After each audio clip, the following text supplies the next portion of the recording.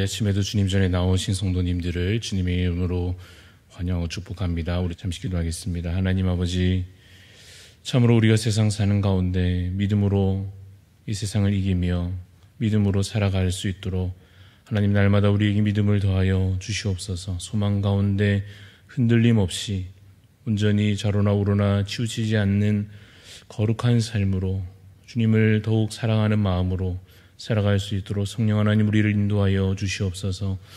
이 아침에도 지혜의 말씀을 기대하며 하나님께서 우리 가운데 채우실 은혜를 사모함으로 나아갑니다.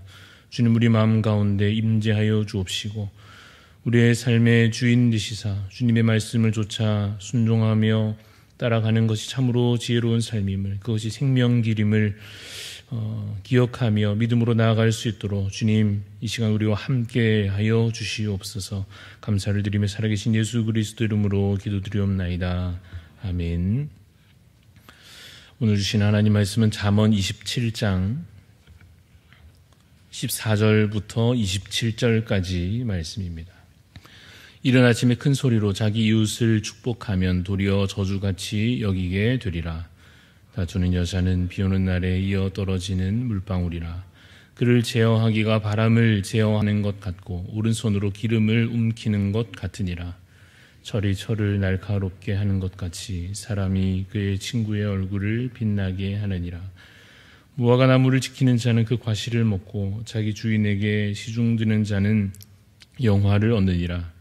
물에 비치면 얼굴이 서로 같은 것 같이 사람의 마음도 서로 비치느니라. 소울과 아바도는 만족함이 없고 사람의 눈도 만족함이 없느니라. 동안이로 은을, 불무로 금을, 칭찬으로 사람을 단련하느니라. 미련한 자를 곡물과 함께 절구에 넣고 공의로 찌을지라도 그의 미련은 벗겨지지 아니하느니라. 내 양떼의 형편을 부지런히 살피며 내 소떼에게 마음을 두라. 대저 재물은 영원히 있지 못하나니 면류관이 어찌 대대에 있으랴. 풀을 벤 후에는 새로움이 돋나니 산에서 꿀을 거둘 것이니라. 어린 양의 털은 내 옷이 되며 염소는 밭을 사는 값이 되며 염소의 젖은 넉넉하여 너와 내 집의 음식이 되며 내 여종의 먹을 것이 되느니라. 아멘. 네, 오늘 말씀의 제목은 다른 일을 빛나게 하는 지혜입니다. 다른 일을 빛나게 하는 지혜라는 제목으로 잠시 말씀의 은혜를 나누고자 합니다. 우리가 구원받은 것을 설명할 때, 특히 우리가 이미 얻은 구원에 대해서 말할 때 그 긴 이야기를 줄이면 예수 그리스도의 십자가와 부활로 요약해서 이야기합니다. 예수 그리스도의 십자가로 우리가 죄 사함을 얻었고 예수 그리스도의 부활하심으로 말미암아 우리가 영생을 얻었습니다. 이렇게 고백합니다. 그렇게 우리가 구원을 받았습니다. 그리고 이제 우리가 구원 받은 자로서 이제는 어떻게 살아갈 것인가에 대해서 말할 때, 이제 우리가 앞으로 장차 이루어가야 할 구원에 대해서 말할 때 그 많고 많은 교훈들을 줄이면 하나님 사랑 그리고 이웃 사랑으로 요약해서 이야기합니다. 하나님을 사랑함으로 이제 하나님만 예배하고 하나님의 계명을 지키며 하나님께 영광 돌리는 삶을 살아야 합니다라고 말하고, 또한 이웃 사랑을 위하여 나 자신을 대하듯이, 나 자신을 아끼고 소중히 여기듯이 다른 사람에게도 사랑과 긍휼과 그 선행을 베푸는 것이 이미 구원 얻은 자로서의 마땅히 살아가야 할, 힘써야 할 큰 계명이요 삶의 원칙이다. 이렇게 우리가 요약해서 말할 수 있을 것입니다. 그러므로 다른 사람을 이제 어떻게 대하는가, 이웃을 어떻게 사랑하는가 하는 것은 우리가 이루어가야 할 이 구원에 해당하는 문제다라고 말할 수 있겠습니다. 두 가지 길이 있습니다. 하나는 다른 일을 괴롭게 하는 길이요, 또 다른 길은 다른 일을 빛나게 하는 길입니다. 오늘 본문 잠언 27장 15절 말씀을 다시 보시면 제가 읽어보겠습니다. 다투는 여자는 비 오는 날에 이어 떨어지는 물방울이라 라고 비유로 설명하고 있습니다. 여러분, 누군가가 내 옆에서 계속해서 나에게 나쁜 말을 하고 불평과 원망을 뱉어내고 다른 사람 흉보고 이게 문제다 저게 문제다 계속해서 그런 식으로 이 사랑이 아닌 화평이 아닌 다툼과 짜증을 계속해서 내 귓가에 말한다고 하면 어떻게 되겠습니까? 여러분 비 오는 날에 물방울이 쉴 새 없이 떨어진 그 자리를 나중에 보면 어떻게 되어 있습니까? 움푹 파여 있는 것을 보게 되죠. 아마 그런 나쁜 말들을 부정적인 말들을 계속해서 듣게 되는 사람의 그 마음도 그 마치 파인 이 빗방울에 파여 있는 그 자국처럼 그 마음에 상처가 남거나 악한 감정들이 그 자리에 남게 될 것입니다. 물론 우리가 살아가는 가운데 다툼이 전혀 없을 수는 없겠습니다. 갈등이 전혀 없을 수는 없습니다. 다툼과 갈등이 전혀 없으려고 하면 아예 그냥 관계를 끊고 안 보는 수밖에는 없습니다. 그러나 가족 간에 혹은 공동체 안에서 관계가 연결되어 있고 얼굴을 서로 맞대고 같이 뭘 의논하고 같이 일을 하고 그러다 보면 우리 안에 각자 다 아직도 남아있는 이 죄의 성질 때문에 같이 사는 동안에는 갈등도 생기고 다툼이나 또 서로 부딪히는 문제가 생길 수밖에 없을 것입니다.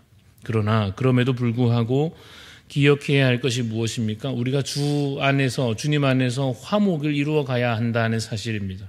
우리가 화평을 이루어 가야 하고 사랑과 긍휼로 서로를 대할 수 있도록 그렇게 우리가 성숙해져 가야 할 것입니다.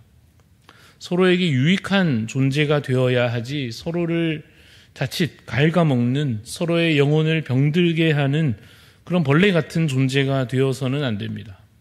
이 벌레라는 비유가 좀 과하게 느껴지기도 하시겠습니다만은 이 다른 이의 영혼에 우리가 해를 끼친다라고 한다면 그것은 사실 벌레가 우리 생활에 끼치는 유해함보다도 훨씬 더 심각한 문제가 될 수 있습니다. 마치 동생 아벨을 죽인 가인처럼 신하 다윗을 죽이려 했던 사울처럼 이스라엘 백성들을 악한 길로 이끌었던 그 당시 수많은 악한 왕들처럼 혹은 신약시대 율법을 들먹이면서 예수님께로 가는 길을 가로막고 섰던 바리새인들처럼 우리가 만약 스스로 악할 뿐 아니라 다른 이를 괴롭게 하지는 않는지 그들의 영혼에 해를 끼치는 그러한 잘못을 나도 모르고 나도 모른 채 그렇게 저지르고 있는 것은 아닌지 오늘 말씀을 통하여 돌아볼 수 있기를 바랍니다.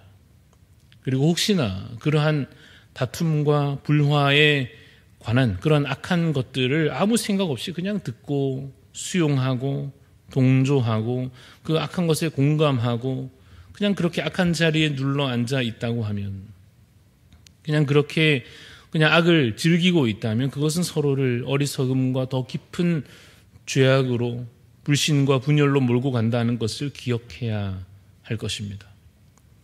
그래서 우리는 그 다음 길을 선택해야 합니다. 다른 사람을 괴롭게 하는 길에 머물 것이 아니요 다른 일을 이제는 빛나게 하는 길로 들어서서 다른 일을 참으로 이롭게 하는 자로서 살아가야 할 것입니다. 오늘 본문 17절 말씀을 보시면 17절에 철이 철을 날카롭게 하는 것 같이 사람이 그의 친구의 얼굴을 빛나게 하느니라 라고 말씀하고 있습니다. 혹시 여러분 주변에 그런 사람이 있습니까? 가까이 하면 대화 나누고 같이 시간 보내면 뭔가 유익하고 성장에 도움되고 신앙적으로도 더 좋은 길로 옆에 그 사람 때문에 내가 더 신앙적으로 좋은 길로 가게 되고 혹시 좀 재미가 덜해도 때로는 좀 부담스러울 수도 있지만 그래도 생각해보면 분명 나에게 도움이 되고 유익한 사람 있습니까? 있다고 하면 얼마나 감사한 일인지요. 얼마나 큰 복이겠습니까? 우리가 보통 축복하면서 기도할 때 그렇게 기도하지 않습니까? 만남의 복을 빌면서 좋은 선생님 만날 수 있기를, 좋은 친구, 좋은 또 선배들 만날 수 있기를 기도하지 않습니까? 혹시 타지로 가게 되면 또 좋은 목회자 만날 수 있기를 그렇게 우리가 빌며 기도하지 않습니까? 진짜 복인 것입니다. 좋은 사람, 나를 세워주고 빛나게 해주고 회복할 수 있도록 성장할 수 있도록 함께 해주는 사람이 있다면 그야말로 정말 진짜 큰 복입니다. 그러면 그러한 복이 그냥 갑자기 하늘에서 툭 떨어지기를 기대하기보다 더 좋은 방법이 있습니다. 우리 자신이 바로 우리가 서로 곁에 있는 사람들에게 그런 사람이 되어주는 것입니다. 특히 여러분 우리 주변에 새롭게 적응하고 있는 분들이 있을 것입니다. 이제 막 교회에 등록하고 이제 막 구역에 전도회에 들어오고 이제 막 새로운 섬김을 시작하고 또 이제 막 새롭게 기존 그룹에 그렇게 들어가고 있는 분들에게 여러분들이 바로 그런 멋진 사람이 되어주는 것입니다. 그러면 그 주변에 그들의 지인들이 기도했던 그 기도가 제발 좋은 사람 만나기를, 좋은 교회 만나기를, 좋은 목회자, 좋은 친구, 선배 만나기를 기도했던 그 기도가 우리를 통하여, 여러분들을 통하여 응답될 수 있는 것입니다. 여러분, 하지만 이것이 그냥 마음만으로 되는 것은 아니어서 뭔가 우리도 준비가 되어야 할 것인데 준비하는데 이 21절 말씀이 큰 도움이 될 것 같습니다. 오늘 본문 21절을 보시면 도가니로 은을, 풀무로 금을, 칭찬으로 사람을 단련하느니라 라고 말씀하고 있습니다. 은이나 금이나 철을 다듬고 단련하는 것도 다 방법이 있습니다.